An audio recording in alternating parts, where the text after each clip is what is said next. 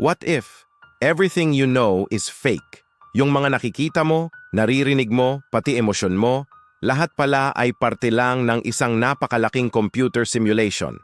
Ito ang simulation theory, ang ideya na baka hindi totoo ang realidad at tayo ay mga karakter lang sa isang program na ginawa ng mas advanced na nilalang. Sabi nga ni Elon Musk, "The odds we're in base reality is 1 in billions." Ibig sabihin, mas malaki pa raw chance na nasa simulated world tayo kaysa sa totoong mundo. At kung totoo to, sino ang player? Bakit nila tayo ginawa? At may paraan ba para lumabas sa simulation na to? Minsan ba naramdaman mong may mga glitch sa buhay mo?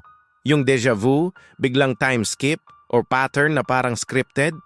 Baka hindi ka lang nag-iisip ng malalim. Baka nakikita mo na ang mga bug ng mundo. So tell me, kung totoo nga to, ikaw ba'y lalaban? O magpapa-restart na lang?